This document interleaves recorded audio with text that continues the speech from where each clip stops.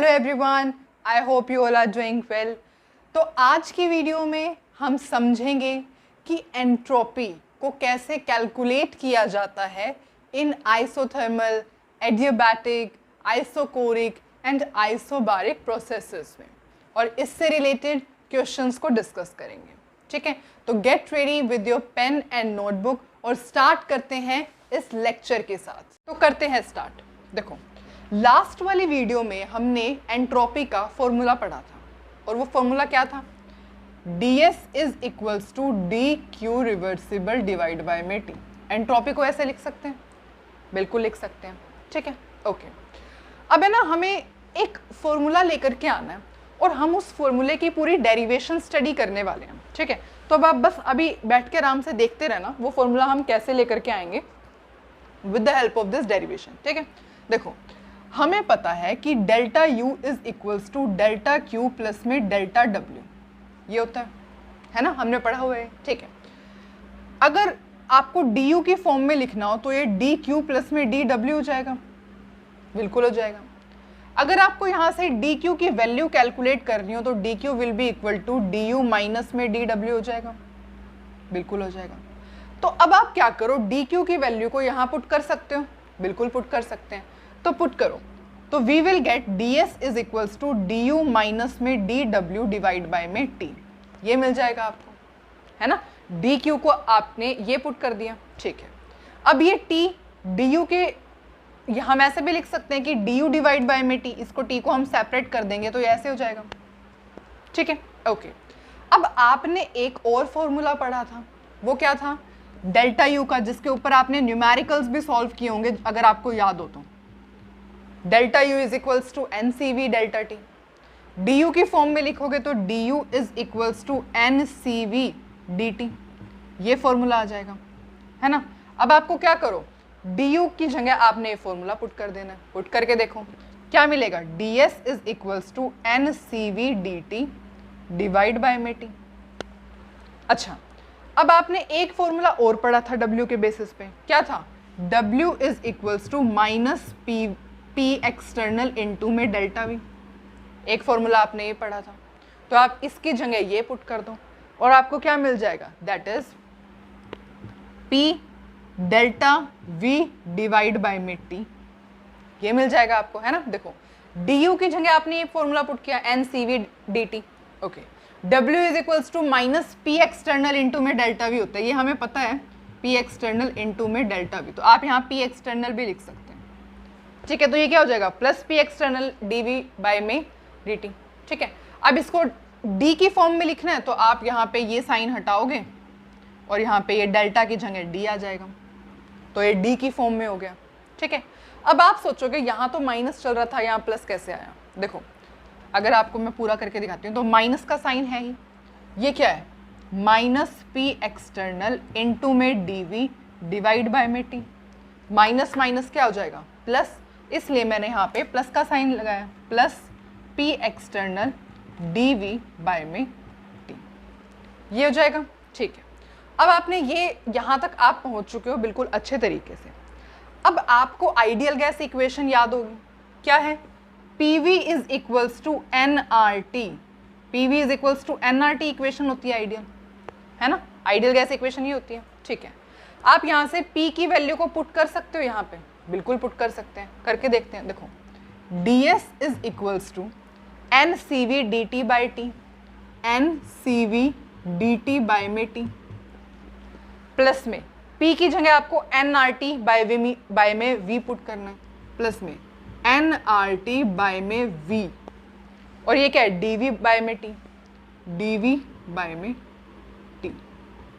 इतना समझ में आया आपको? अभी आपने कुछ नहीं किया, P एक्सटर्नल की जगह आपने nRT बाय में V का फॉर्मूला पुट किया। यहाँ से अगर आप कैलकुलेट करोगे P को तो what we will get? nRT by में V। तो ये जो मैं ये स्क्वायर ब्रैकेट में लगा रही हूँ ना, ये फॉर्मूलेज जो हैं हम वो यूज़ कर रहे हैं। ये फॉर्मूला यूज़ किया, डी क्यू की वैल्यू पुट की, उसके बाद डी यू की वैल्यू पुट की, उसके बाद डब्ल्यू की वैल्यू पुट की, उसके बाद पी की वैल्यू पुट की यहाँ पर। ठीक है, ओके। तो यहाँ तक आपको समझ में आया सारा? ठीक है, टी से टी कैंसिल हो जाएगा, बिल्कुल कैंसिल हो जाएगा। यहाँ क्या बच जाएगा? देखो, N C V D T by में टी प्लस में N R D V by में वी, ये बच जाएगा यहाँ पे। इतना समझ में आया? ठीक है, अब आपके पास ये बच गया। अब आपको क्या लेना पड़ेगा? लिमिट्स लेनी पड़ेगी dt को सॉल्व करने के लिए। तो हम लिमिट्स के लिए क्या करेंगे? इंटीग्रेशन अप्लाई करेंगे। वो कैसे होगा? एन सी वी, देखो n और cv तो कांस्टेंट है तो वो बाहर आ जाएंगे, तो t1 से लेकर के t2 लिमिट तक लगेगा और ये क्या हो जाएगा? dt बाय में t प्लस में nr बाहर आ जाएंगे ड्यू टू कांस्टेंट है, और ये क्या हो जाएगा? v1 से लेकर के v2 लिमिट तक dv बाय में v हो जाएगा, है ना। t1 से t2 लिमिट n cv बाहर आ गए, क्यों? क्योंकि कांस्टेंट है। nr बाहर आ गया, क्यों? क्योंकि कांस्टेंट है। तो ये बन गया अब आपके पास फॉर्मूला, ठीक है। अब जब आप इसे आगे सॉल्व करोगे तो ये क्या होगा? That is N C V L N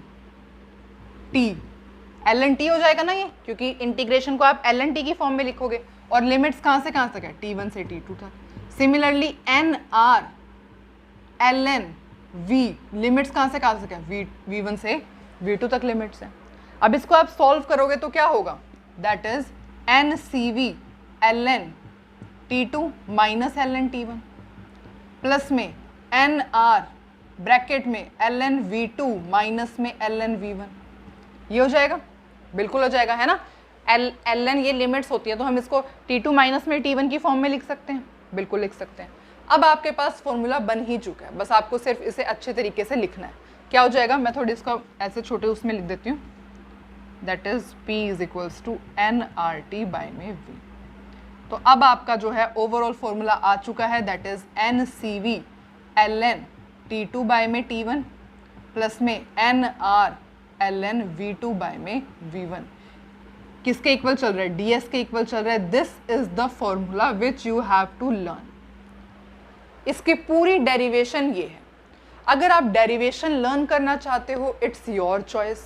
कुछ ज़्यादा मुश्किल डेरिवेशन है नहीं, 2 बार मैक्सिमम 2 बार आप पढ़ लोगे, पूरी डेरिवेशन आपको आ जाएगी, ठीक है। मैं आपको यही 2 बार रिवाइज करवा देती हूँ। देखो, आपने ना एंट्रोपी का फॉर्मूला लिखा, एंट्रोपी का फॉर्मूला लिखा, ठीक है। अब आपको ना बस ये देख लो कहाँ कहाँ फॉर्मूलेज चेंज करने, 1 2 3 4 4 फॉर्मूलेज आपको यहाँ पे चेंज करने हैं, ठीक है, और उसको अप्लाई करना है पूरी डेरिवेशन में। बस करते हैं। देखो, एंट्रोपी का फॉर्मूला लिखा, ठीक है। उसके बाद आपको पता है डी क्यू आपने रिप्लेस करना है, तो आप ये delta U is equals to delta Q plus में डेल्टा डब्ल्यू को ऐसे लिख सकते हो, बिल्कुल लिख सकते हैं। यहाँ से डी क्यू की वैल्यू को कैलकुलेट करोगे, पुट कर दोगे, ये वैल्यू आ जाएगी, ठीक है। अब दोबारा आपको u और w यहाँ से बिल्कुल रिमूव करने हैं, ठीक है। दोबारा डेल्टा u को हमें एक और फॉर्मूला पता है ये, तो हमने ये अप्लाई कर दिया यहाँ पर। w का हमें फॉर्मूला पता है ये लिख दिया। अब हमें तो ये चाहिए ही नहीं, तो हमें क्या PV is equals to NRT वाली इक्वेशन अप्लाई करेंगे। तो P की जगह हम ये कर देंगे NRT बाय में V, तो हमने ये पुट कर दिया। जो कैंसिल हुआ उसे कैंसिल कर दिया, ठीक है। उसके बाद क्या किया? उसके बाद हमने यहाँ इनको ऐसे ले लिया dv। अब d को dt by T dv by v, इनको सही तरीके से लिखने के लिए हमें इंटीग्रेशन लिमिट्स लेनी पड़ेगी, तो हमने इंटीग्रेशन विद लिमिट्स ली, ठीक है। इंटीग्रेशन को कैसे सॉल्व करते हैं ये आपको आना चाहिए, ठीक है। तो दैट इज ये क्या हो जाएगा? लिमिट्स t1 से t2 है तो ln t1 से t2 हो जाएगा। सिमिलरली लिमिट्स v1 से v2 तो ln v1 से v2 हो जाएगा, ठीक है। इसको माइनस करके लिख सकते हैं, माइनस मतलब कि इसको डिवाइड में हो जाएगा। तो this is the formula which you get after completing all this derivation, ठीक है। और ये फॉर्मूला बहुत ज़्यादा इंपॉर्टेंट है, हम इससे रिलेटेड क्वेश्चंस की भी प्रैक्टिस करेंगे। अगर आपका मन करे आप ये डेरिवेशन लर्न कर लो। अगेन मैं कह रही हूँ, थोड़ी सी दिखने में बड़ी लग रही होगी, पर आप खुद करोगे ना, आपको बस सिर्फ 2 बार रिवीजन करते ही पूरी डेरिवेशन अच्छे से बिल्कुल क्लियर हो जाएगी, ठीक है। कुछ नहीं करना, हमने 4 फॉर्मूलेज का यूज़ किया, जैसे मैंने ब्रैकेट में ये जो स्क्वायर ब्रैकेट में लिखे हुए हैं सारे फॉर्मूले हमने यूज़ किए हैं। उसके बाद तो यहाँ इंटीग्रेशन को ही सॉल्व किया और कुछ किया ही नहीं, ठीक है। तो इन शॉर्ट हमारे पास ये फॉर्मूला है।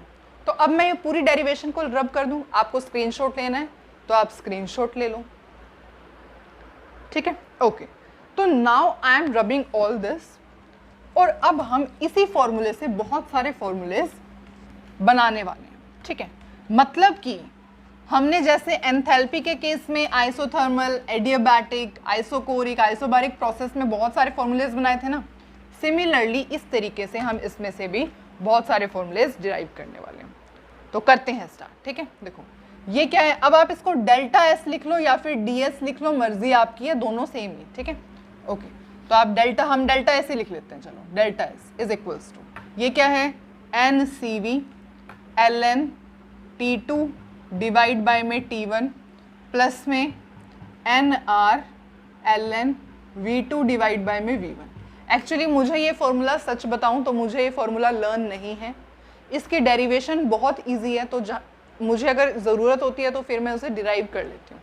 आप भी ऐसे 2 बार रिवीजन करेंगे ना तो आपको भी पूरी डेरिवेशन टिप्स पे हो जाएगी, ठीक है। इसकी डेरिवेशन बहुत ईजी है। इस तरीके से अगर आपको फॉर्मूला लर्न करना है, वेल एंड गुड, नहीं करना तो ठीक है।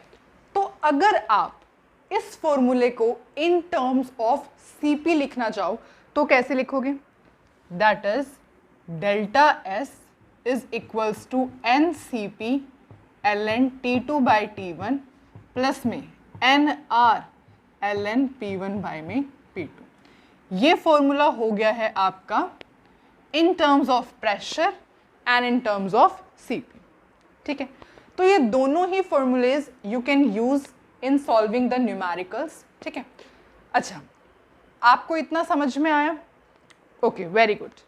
अब हम डिफरेंट टाइप्स ऑफ प्रोसेसेस के अंदर एंट्रोपी को कैलकुलेट करना सीखेंगे, जैसे आइसोकोरिक प्रोसेस, आइसोबारिक, आइसोथर्मल, ठीक है। इन सब के अंदर एंट्रोपी को कैसे कैलकुलेट करते हैं वो समझते हैं।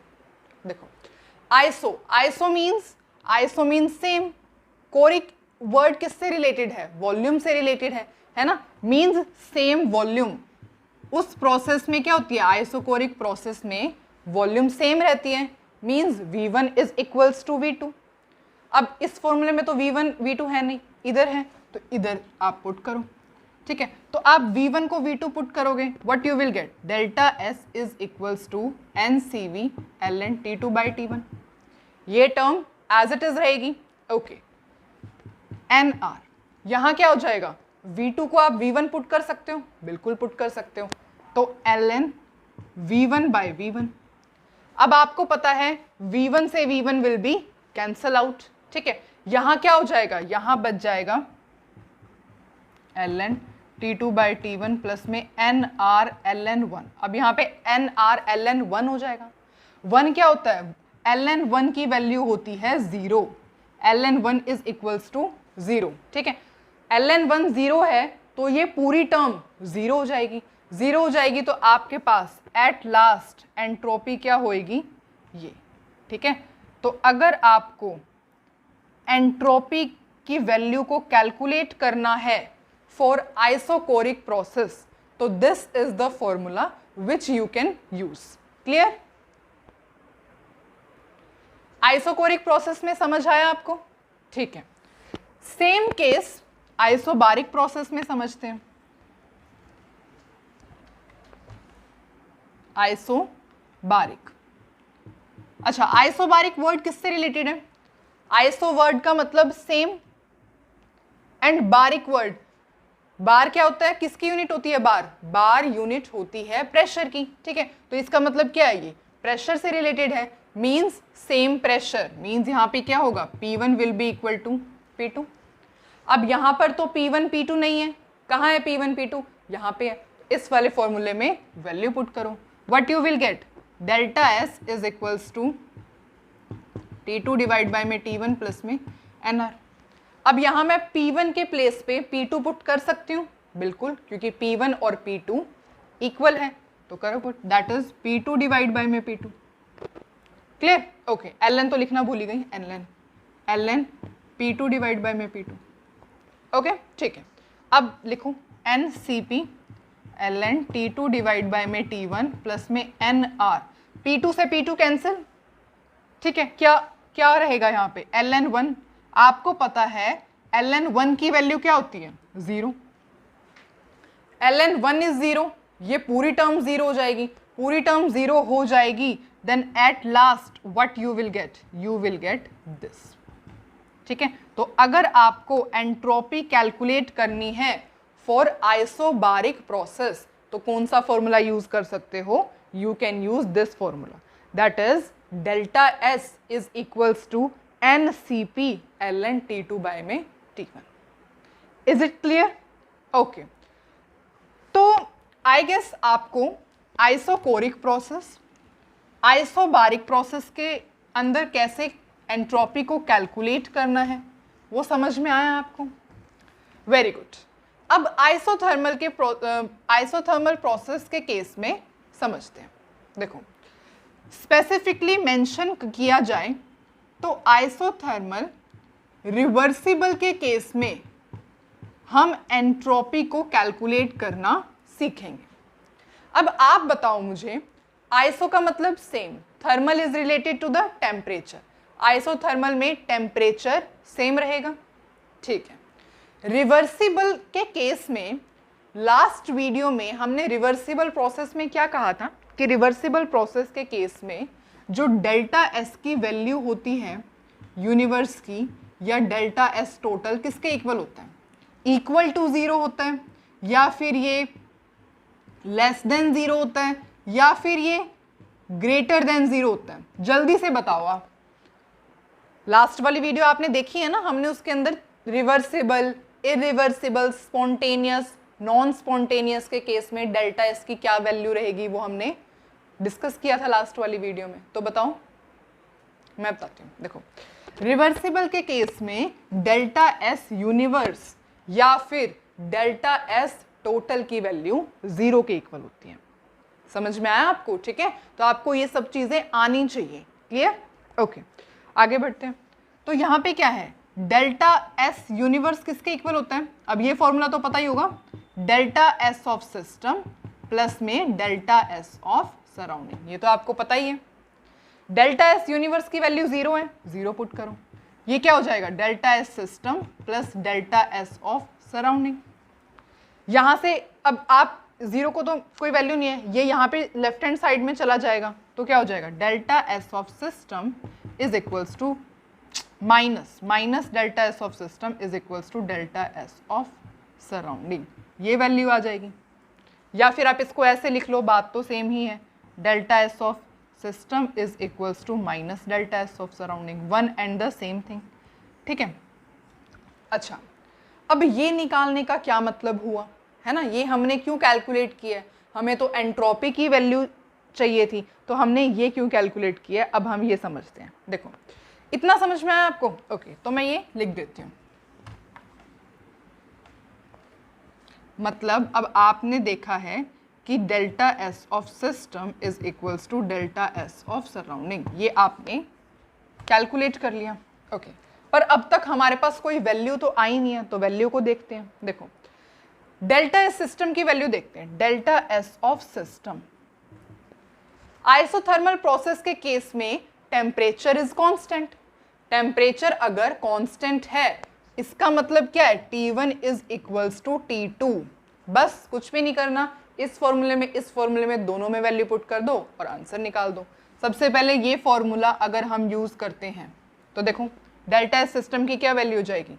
NCV ln T2 के प्लेस पे मैं T1 पुट कर सकती हूँ, बिल्कुल पुट कर सकती हूँ, आइसोथर्मल प्रोसेस है ना, तो T2 के प्लेस में T1 पुट करूँ, हो गया। Okay, next NR ln V2 by V1 will be exactly same, ये ऐसे ही रहेगा।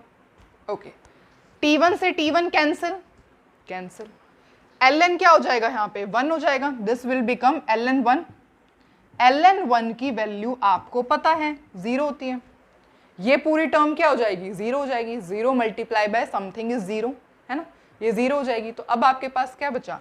आपके पास रहा डेल्टा एस सिस्टम की value NR ln V2 by में V1। तो अगर आपको आइसोथर्मल रिवर्सिबल प्रोसेस के केस में V1 V2 अगर आपको क्वेश्चन में गिवन है और entropy of the system calculate करना है तो you can use this formula. अब इस फॉर्मूले में भी तो T1 T2 है, इसको भी यूज करके देख सकते हैं, है ना। तो इसमें वैल्यू पुट करो, जल्दी से पुट करो और खुद सॉल्व करके देखो। देखो क्या हो जाएगा, delta S of system will be equal to N C P L N. अब T2 के प्लेस में T1 लिख सकते हैं, बिल्कुल लिख सकते हैं, करो फिर। T1 बाय में T1 प्लस में NRLN P1 डिवाइड बाय में P2। क्या लिखा है मैंने? P2, ठीक है। T1 से T1 कैंसिल, यहाँ पे क्या आ जाएगा? 1। LN1 आपको पता है क्या होता है? 0 होता है। LN1 0 होता है। इसका मतलब क्या है? ये डायरेक्ट किसके इक्वल आ गया? It becomes equal to this value, that is NRLN P1 divide by में P2। तो ये क्या आ गया? अगर आपको क्वेश्चन में V1 V2 के केस में गिवन है तो डेल्टा एस सिस्टम की वैल्यू के लिए ये फॉर्मूला यूज कर लो। P1 P2 गिवन है तो डेल्टा एस सिस्टम के लिए आप ये वाला फॉर्मूला यूज कर सकते हो। Is it clear? Okay, clear है, बहुत अच्छी बात है। अब अगर सराउंडिंग के लिए आपको कोई कहे कि सराउंडिंग डेल्टा एस सराउंडिंग के लिए कैसे कैलकुलेट करोगे, तो आपको पता है ये माइनस साइन यहाँ लगाओ, यहाँ लगाओ, one and the same thing he है ये तो, ठीक है। तो आप इन वैल्यूज के आगे माइनस का साइन लगा दोगे तो डेल्टा एस सराउंडिंग के लिए हो जाएगी। ये किसके लिए हो जाएगी? सराउंडिंग के लिए हो जाएगी, ठीक है। और इसके आगे माइनस का साइन लगा दोगे तो ये किसके लिए हो जाएगी? सराउंडिंग के लिए हो जाएगी, ठीक है। तो सिस्टम के लिए, सराउंडिंग के लिए आप इस तरीके से कैलकुलेट कर सकते हो। समझ में आया आपको कि ये दोनों फॉर्मूलेज कितने ज्यादा इंपॉर्टेंट हैं। अब आपको ये पूरा प्रोसेस लर्न करने की जरूरत नहीं है ना? आई एम सो सॉरी, इन दोनों फॉर्मूलेज से आप हर एक फॉर्मूला अपने आप बना रहे हो, ठीक है। आपको सिर्फ वर्ड्स का मतलब पता होना चाहिए। आइसोथर्मल का मतलब पता है, रिवर्सिबल का मतलब पता है, रिवर्सिबल के मतलब में आपने ये लिखा और आइसोथर्मल के मतलब में आपने T1 T2 के इक्वल लिखा। आइसोकोरिक प्रोसेस है, V1 V2 के इक्वल लिख दो और फिर वैल्यूज पुट कर दो। आइसोबारिक प्रोसेस है, P1 P2 के इक्वल पुट कर दो और वैल्यूज पुट कर दो। तो दैट इज हाउ कि आपने सब कुछ ये लर्न नहीं करने, ठीक है। अगर आपको लर्न करने हैं, it is your choice, you can learn, but अगर आप ये दोनों फॉर्मूलेज आपको पता है तो you can derive this on your own. Clear? इतना समझ में आया आपको? ओके, तो अब हम एडियाबैटिक के लिए भी डिस्कस करते हैं। अच्छा, एडियाबैटिक में बताओ क्या होगा? कौन सी वैल्यू कांस्टेंट रहती है एडियाबैटिक प्रोसेस में? थर्मोडायनेमिक्स की फर्स्ट वीडियो के अंदर हमने एडियाबैटिक का मतलब समझा था। एडियाबैटिक वर्ड का मतलब क्या होता है? एडियाबैटिक वर्ड का क्या मतलब होता है? एडियाबैटिक, यहाँ पे रिवर्सिबल और लिख लो, रिवर्सिबल। एडियाबैटिक का मतलब होता है व्हेन हीट इज कांस्टेंट। जब हीट कांस्टेंट होती है ना, उस प्रोसेस को हम कहते हैं एडियाबैटिक प्रोसेस, ठीक है। अच्छा, रिवर्सिबल की वैल्यू आपको पता है। रिवर्सिबल के अगेन आपको रिवर्सिबल वर्ड का मतलब पता है, that is delta S of universe will be equal to 0। Very good. अब डेल्टा एस सिस्टम निकालना, delta S of system calculate करना जरा। क्या होगा? Delta S system is equals to Q reversible divide by में टी, ये होता है, ठीक है। अब आपको पता है, अब अगर आप यहाँ पे डी क्यू की फॉर्म में लिखना चाहो तो डी क्यू की फॉर्म में भी लिख सकते हो, आप ऐसे भी ये फॉर्मूला यूज कर सकते हो, ठीक है। आपको पता है हीट तो कांस्टेंट है, हीट कांस्टेंट है मतलब कि 0/T आ जाएगा, और हमें पता है कि 0/ समथिंग तो 0 के इक्वल होता है। तो इसका मतलब क्या हुआ? डेल्टा एस ऑफ सिस्टम 0 के इक्वल आ गया। अच्छा, सराउंडिंग के लिए कैलकुलेट करना। सराउंडिंग के लिए क्या होगा? Delta S of surrounding will be equal to D Q divide by में टी। अगेन सराउंडिंग के लिए क्या है? माइनस का साइन। अच्छा, एक बात देखो, हमने डेल्टा एस यूनिवर्स लिखा, हमें पता है delta S universe is equals to delta S of system plus में डेल्टा एस ऑफ सराउंडिंग, ये हमें पता है, ये तो 0 के इक्वल है। तो इसका मतलब क्या हुआ? Delta S of system is equals to minus delta S of surrounding, इसके इक्वल आया। मतलब डेल्टा एस ऑफ सराउंडिंग आप कैलकुलेट करोगे तो इसके आगे यहाँ पे माइनस का साइन है, ठीक है। वैसे ये बॉदर नहीं करेगा आपको इस के अंदर, क्योंकि 0 ही आंसर आना है, पर स्टिल आपको ध्यान रखना था ये, ठीक है। ओके, तो माइनस का साइन है, तो यहाँ पे क्या है? क्यू तो कांस्टेंट है, तो 0/समथिंग, 0/समथिंग इज 0। मतलब कि डेल्टा एस सिस्टम कह लो, delta S surrounding, delta S universe, सब की सब एडियाबैटिक रिवर्सिबल के केस में 0 आई है। इन सब की वैल्यू कितनी है?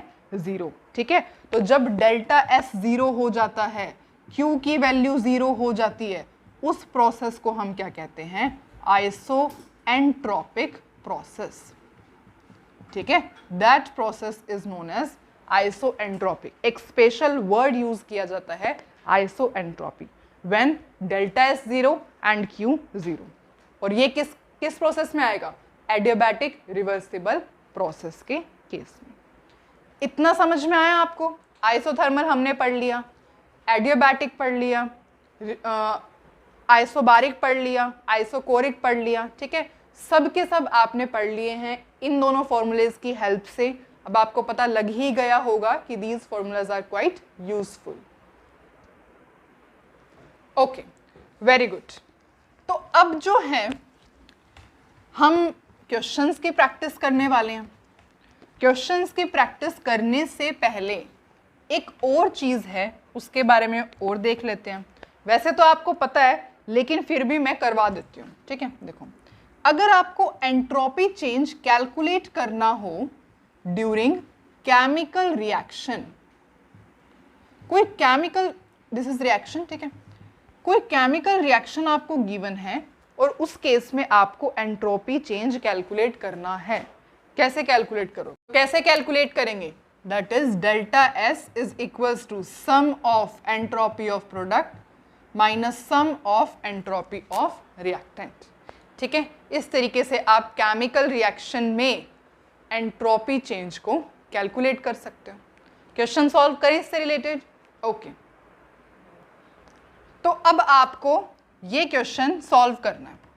देखो, रिएक्शन गिवन है एंड स्टैंडर्ड एंट्रोपीज की वैल्यू गिवन है, टेम्परेचर कैलकुलेट करना है। देखो, सबसे पहले तो यही formula delta S during chemical reaction निकालते हैं तो ये होगा। और ये क्वेश्चन आपके प्रीवियस ईयर क्वेश्चन का है। ठीक है, तो मेरे को ये तो याद नहीं है कि ये कौन से ईयर में आया था, पर yes this is a previous year question. तो अब हम इसको आराम से अच्छे से समझते हैं। देखो, डेल्टा एस सबसे पहले कैलकुलेट करते हैं। वैसे डेल्टा एस कैलकुलेट करने की ज़रूरत क्या है? ये सोच रहे हो आप क्यों ज़रूरत है? हमें पता है कि हमें टेम्परेचर कैलकुलेट करना है। टेम्परेचर का तो ऐसे ही आएगा ना, यहाँ इस फॉर्मूले से टेम्परेचर को कैलकुलेट कर पाओगे, और एंट्रोपी की वैल्यू तो आपको गिवन ही नहीं है। इस वजह से आपको एंट्रोपी चेंज को सबसे पहले कैलकुलेट करना पड़ेगा। ठीक है, तो अब जल्दी से एंट्रोपी चेंज को कैलकुलेट करते हैं। That is sum of entropy of product minus sum of entropy of reactant. Product क्या है? XY3। XY3 की एंट्रोपी क्या है? 50। स्टैंडर्ड एंट्रोपीज गिवन है तो कुछ नहीं करना, आपने ये लगा देना बस। ठीक है, क्या होगा? 50 माइनस में रिएक्टेंट क्या है? ये सबसे पहले हाफ, कोफिशिएंट पे आएगा ना हाफ, इनटू में x2 क्या है? 16, प्लस में 3/2 इनटू में y2 के लिए क्या है? 40। बस जल्दी से सॉल्व कर लो। दैट इज 2 30 2 20 50 माइनस में 30 प्लस में 20। दैट इज एंट्रोपी की वैल्यू तो यहाँ पर कितनी आ गई? ये तो अब देखो मैंने क्या कर दिया, मैंने 3 को 2 से मल्टीप्लाई तो किया ही नहीं। 3 2 जा 60 आएगा यहाँ पे, 60 60 प्लस 30 डेट इज 90। एंट्रोपी की वैल्यू कितनी आ गई? -40। किसके अंदर आई है? जूल पर केल्विन पर मोल। तो ये आपकी एंट्रोपी की वैल्यू आ गई। बस यहाँ पर पुट कर दो, क्या है? That is delta S is equals to delta R H divide by में टी। कितना है एंट्रोपी की वैल्यू? -40। ये कितना गिवन है आपको? ये रहा। अब देखो, ये तो आप जूल पर केल्विन पर मोल में ले रहे हो, और यहाँ पे आपको ये गिवन है किलो जूल्स में। इसका मतलब आप इसको भी जूल में कन्वर्ट कर लो। जूल में कन्वर्ट करोगे तो क्या आएगा? -30 इंटू में 1000, ये जूल में हो जाएगी, डिवाइड बाय में टेम्परेचर। इजीली हम टेम्परेचर को कैलकुलेट कर सकते हैं। कैसे? Temperature will be equal to -30 into 1000 divide by में -40। माइनस से माइनस कैंसिल, 0 से 0 कैंसिल। दैट विल बी, इसको अगर आप सॉल्व करोगे ना तो आपका आंसर 750 केल्विन आएगा। ठीक है, तो इस तरीके से बहुत इजीली आपने ये क्वेश्चन सॉल्व किया, आपने खुद ने ये क्वेश्चन सॉल्व किया है। ठीक है, तो आप जो है कैसे फॉर्मूलेज को यूज़ कर रहे हो, आई थिंक आपको धीरे धीरे पता लग रहा होगा। बहुत अच्छी बात है, प्रैक्टिस करोगे you will be perfect in this thing. ठीक है, एक और क्वेश्चन ट्राई करें। ओके, तो अब हम ये क्वेश्चन ट्राई करते हैं। देखो, डेल्टा एस आपको कैलकुलेट करना है इन आइसोथर्मल रिवर्सिबल प्रोसेस। ठीक है, 2 मोल्स आपको दिए हुए हैं, आइडियल गैस है, वॉल्यूम गिवन है, V1 है, this is V1, this is V2 and temperature given है। आपको पता ही है कौन सा फॉर्मूला यूज करना है। कौन सा फॉर्मूला यूज करना है? देखो, delta S is equals to NR/ln V1 by में V2। ये फॉर्मूला था ना, V1 बाय V2 कह रही हूँ, V2 bye V1, V2 by में V1, ये फॉर्मूला था। P1 बाय P2 था वो, मेरे को ये ध्यान रहा। ठीक है, तो ये क्या है? V2 bye V1। ओके, अब कैसे देखेंगे? Okay, delta S is equals to NR। अब ln को तो हम कैसे सॉल्व करेंगे? तो आपको पता है ln की क्या वैल्यू होती है? ln को log में कन्वर्ट करने के लिए क्या करते हैं? 2.303 NR log V2 divide by में V1। ठीक है, ln को log में कन्वर्ट करने के लिए आप 2.303 से मल्टीप्लाई करते हो। ln को log में कन्वर्ट करने के लिए you multiply the value by 2.303। बस अब वैल्यू पुट कर लो, दैट इज 2.303। n की वैल्यू क्या है? 2 मोल्स। r की वैल्यू क्या है? 8.314 जूल पर केल्विन पर मोल। ये लिख लेना आप, इसमें ही है ना? हाँ ठीक है। log V2 क्या है? That is 100। V1 क्या है? 10। और टेम्परेचर की यहाँ कोई ज़रूरत नहीं है, जो भी आंसर आएगा आपका वो एंट्रोपी चेंज हो जाएगा। ठीक है, तो ये न्यूमेरिकल्स हैं 2 जिनको आपने अच्छे से सॉल्व किया, आपको समझ में आए। ठीक है, तो अब आपको ना, मतलब आपके लिए जो सेकेंड लॉ ऑफ थर्मोडायनेमिक्स का टॉपिक है वो मेरी तरफ से कंप्लीट हो गया। ठीक है, तो कंप्लीट होने से पहले उसको एक बार SLOT means second law of thermodynamics, इसकी ना बहुत सारी डेफिनेशंस होती हैं, उनको और समझ लेते हैं। वैसे तो हम धीरे धीरे करके, अगर आपने मतलब अब है ना, हम सारा कंक्लूड कर देंगे। पहले हमने शॉर्ट फॉर्म में जैसे थोड़ा एंट्रोपी समझा, उसके बाद एक डेफिनेशन समझी, स्पॉन्टेनियस प्रोसेस समझा, उसके बाद एक डेफिनेशन समझी, है ना। पर अब हम सेकेंड लॉ ऑफ थर्मोडायनेमिक्स की जितनी भी डेफिनेशंस हैं उन सब को यहाँ समझने वाले हैं। देखो, एग्जाम्पल अगर हम लें तो अगर आपके पास एक कप ऑफ कॉफ़ी है, please consider it as a cup. वैसे लग तो रानी है, बीकर लग रहा है। ठीक है, देखती हूँ बना के। ठीक है, ओके, तो this is cup of coffee. इसके अंदर आपने क्या ऐड की हुई है? कॉफ़ी ऐड की हुई है। अब आपने इस कॉफ़ी को ना किचन में रख दिया है ना, अपने आप ठंडी हो जाएगी वो। अगर आपने किचन में रख के आप कोई काम करने लग गए तो वो अपने आप ठंडी हो जाएगी। ठीक है, क्या वो अपने आप गर्म भी हो जाएगी? क्या अपने आप वो कॉफ़ी गर्म भी हो जाएगी? बिल्कुल नहीं होएगी। अगर सपोज आपने गैसेस थी, गैसेस को आपने ना मिक्स कर दिया, यहाँ पे सपोज ये गैस ए के पार्टिकल्स हैं और ये जो है गैस बी के पार्टिकल्स हैं, तो आपने क्या किया, यहाँ पे गैस ए और गैस बी के पार्टिकल्स हैं, क्या ये अपने आप सेपरेट हो जाएंगे? गैस ए के पार्टिकल्स अलग, गैस बी के पार्टिकल्स अलग, क्या ऐसे हो सकता है? बिल्कुल भी नहीं हो सकता। अगर आपने एक बीकर लिया, उसके अंदर NaOH और HCl की रिएक्शन करवा दी, आपके पास क्या बनेगा? NaCl और वाटर बन जाएगा। NaCl और वाटर बन जाएगा। क्या ये NaCl और वाटर दोबारा ये दे सकता है आपको एसिड और बेस? बिल्कुल भी नहीं दे सकता, अनलेस एंड अनटिल आप इसके अंदर कुछ एक्सटर्नल एजेंसी का यूज नहीं करोगे, है ना। अब आप इन सब प्रोसेस में क्या नोटिस कर रहे हो कि ये सब प्रोसेस अपने आप नहीं हो सकती। इसको ठंडा करोगे, सॉरी इसको गर्म करोगे तो ये अपने आप गर्म नहीं हो सकती, रिवर्स नहीं हो सकती, है ना। आपने गर्म करके कॉफी किचन में रख दी थी, अब वो ठंडी होगी तो वो क्या रिवर्स अपने आप गर्म हो सकती है? बिल्कुल भी नहीं। आपने गैसेस को मिक्स किया था तो आपके पास ये बन गया था, क्या ये अब दोबारा से सेपरेट हो सकते हैं ये पार्टिकल्स? रिवर्स प्रोसेस हो सकता है। पहले तो ये गैस अलग अलग बीकर में थी, ठीक है, यहाँ पे गैस ए थी, यहाँ पर गैस बी थी, उसके बाद आपने इनको ऐसे कर दिया, क्या ये दोबारा अपने आप गैस ए गैस बी में सेपरेट हो पाएंगे? बिल्कुल नहीं। अगेन आपने जो है ये बना दिया था, क्या ये दोबारा से अपने आप ये दे देगा? नहीं देगा।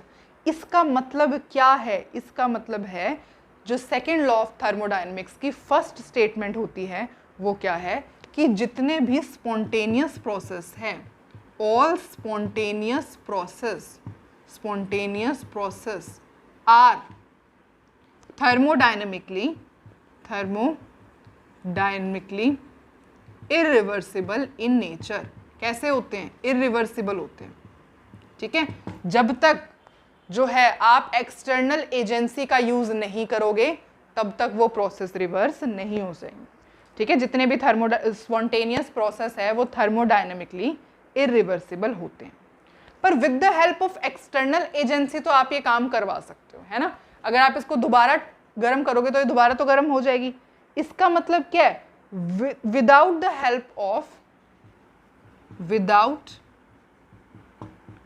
हेल्प ऑफ एक्सटर्नल एजेंसी, अगर आपने एक्सटर्नल एजेंसी की हेल्प नहीं ली तो क्या होगा? स्पॉन्टेनियस प्रोसेस को रिवर्स नहीं कर पाओगे। तो spontaneous process can not be reverse without the help of, can not be reverse. ठीक है, तो without the help of external agency गर्म करने के लिए आपको इसको गर्म करना पड़ेगा।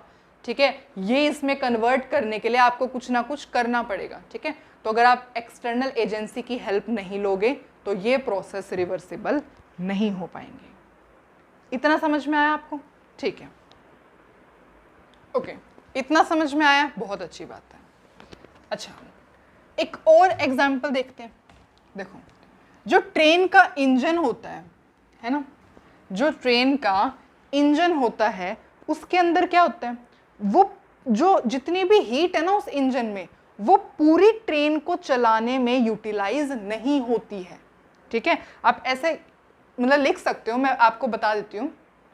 जो ट्रेन का इंजन होता है उस ट्रेन के इंजन में जो हीट बनती है ना, वो पूरी हीट जो है उस ट्रेन को चलाने में यूटिलाइज नहीं होती। फिर वो हीट कहाँ जाती है? ये जो हीट है ये सराउंडिंग में भी जाती है ताकि जो ट्रेन के जो इंजन के अंदर जो फ्रिक्शन है उसे रिड्यूस किया जा सके। ठीक है, जो हीट प्रोड्यूस होती है इंजन के अंदर, ट्रेन के इंजन के अंदर जो हीट प्रोड्यूस होती है वो कंप्लीटली यूटिलाइज नहीं होती ट्रेन को रन करने के लिए। ठीक है, कुछ पार्ट जो होता है ना हीट का, वो कहाँ जाता है? सराउंडिंग में जाता है ताकि फ्रिक्शन को ओवरकम किया जा सके। इसका क्या मतलब है? इसका मतलब ये है कि आप हीट को कंप्लीटली वर्क में कन्वर्ट नहीं कर सकते, कंप्लीटली। ठीक है, इसका मतलब क्या है कि आप हीट को कंप्लीटली वर्क में कन्वर्ट नहीं कर सकते। कुछ ना कुछ पार्ट तो उसका सराउंडिंग में जाएगा ही जाएगा, कहीं ना कहीं यूटिलाइज होगा ही होगा। ठीक है, तो एक definition second law of thermodynamics की ये हो जाती है।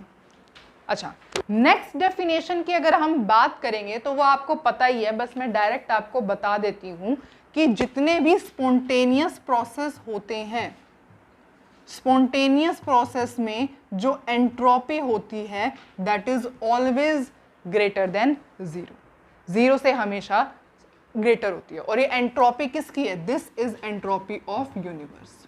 आप ऐसे लिख लो, यूनिवर्स। ठीक है, तो यूनिवर्स की एंट्रोपी हमेशा ग्रेटर देन जीरो होती है फॉर अ स्पॉन्टेनियस प्रोसेस। ठीक है, इसका मतलब क्या है? इसका मतलब ये है कि entropy of the universe is continuously increasing. जो यूनिवर्स की एंट्रोपी है वो कंटिन्यूसली इंक्रीज हो रही है। ठीक है, entropy of the universe is continuously increasing. Clear? तो ये 4 डेफिनेशंस हैं जिसको आप कंक्लूजन बना करके लिख सकते हो।